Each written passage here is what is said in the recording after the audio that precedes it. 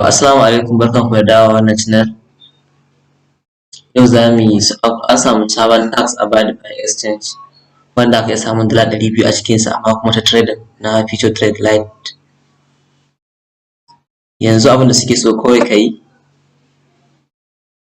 wannan wanda suka karɓi payment ɗinsu ne jiya, ga su nan dala 5,500.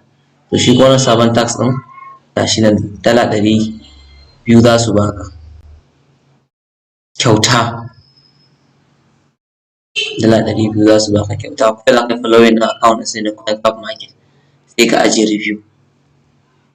Yanzu da ake following ɗin, na farko ga link ɗin, da na highlighting ɗin shi wannan link ɗin da aka danna. Na biyu bayan ka gama za ka dawo za ka yi screenshot, sannan kuma sai ka dawo ka danna wannan link ɗin form ɗin da zai kai ka. Yanzu in ka shiga cikin group ɗinmu na Wazobia Crypto, take za ka danna wannan link ɗin na farko.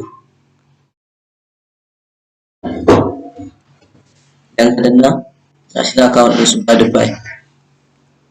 Mutum 15,000 ne suka yi follow, 100,500 suka yi following ɗinsu. To kai ma za ka yi following ɗinsu. Za ka danna wannan arrow ga shi nan na wurin following. Bayan ka danna ta zai kawo ka inda ka yi sign up. Za ka yi sign up ciki. Bayan ka yi sign up ne already na wannan taɓa sign up ɗina, sai in saka password ɗina.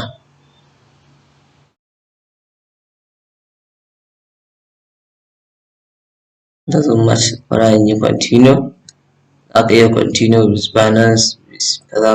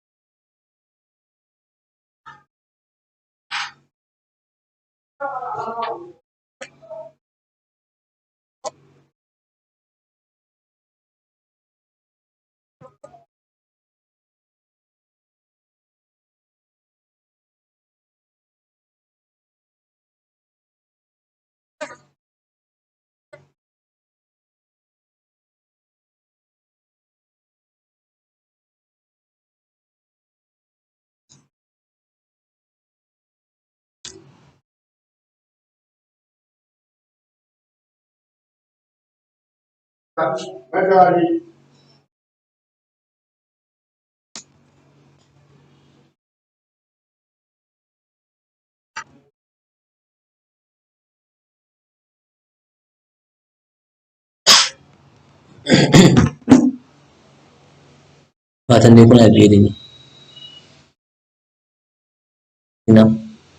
Na yi login ɗina automatic, na yi login ɗina sai in danna following ɗin.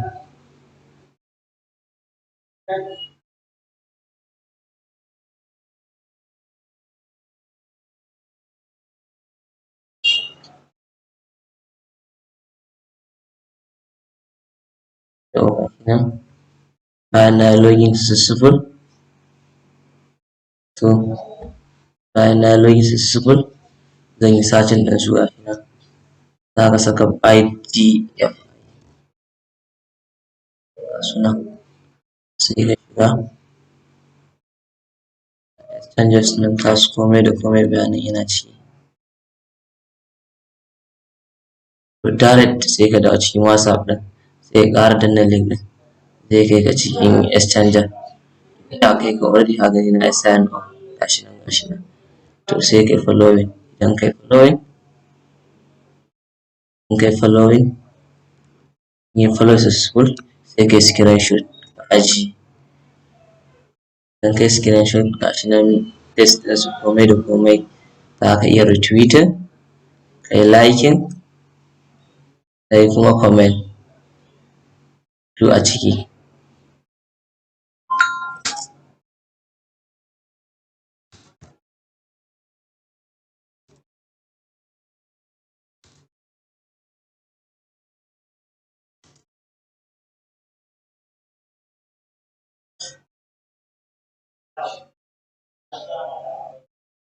gashi nan. Domin aka ce ka zo nan ka yi screenshot ɗin, sai ka ƙara koma cikin WhatsApp ɗin, sai ka nuna link ɗin.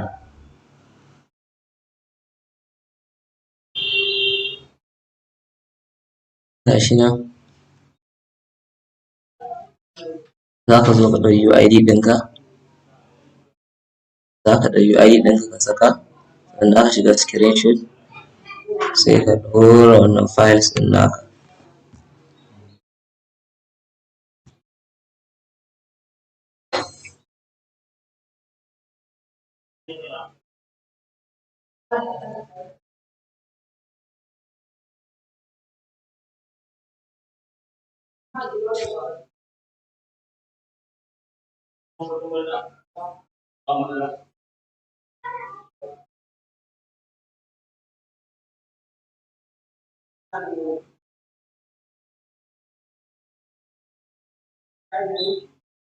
Bayan ya hau successful,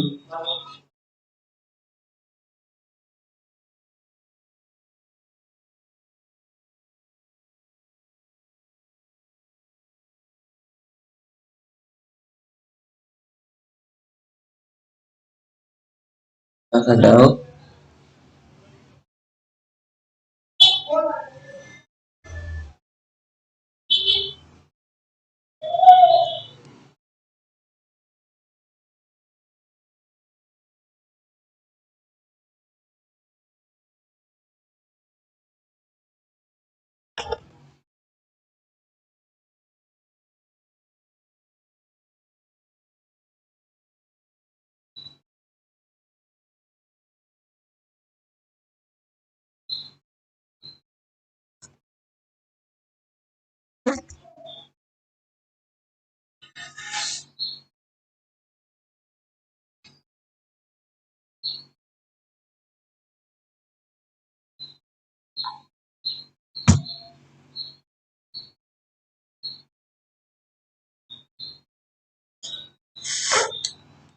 gashi nan, za ka dawo, ka saka UID ɗinka,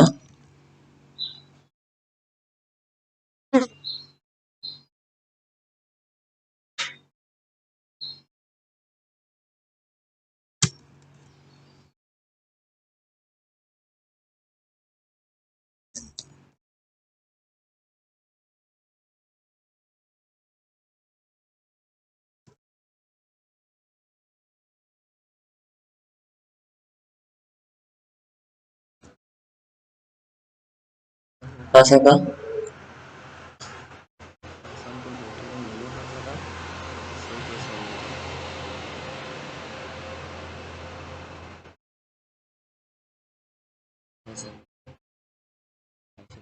sai ka jira, dolinka za su zo su ga insha Allah.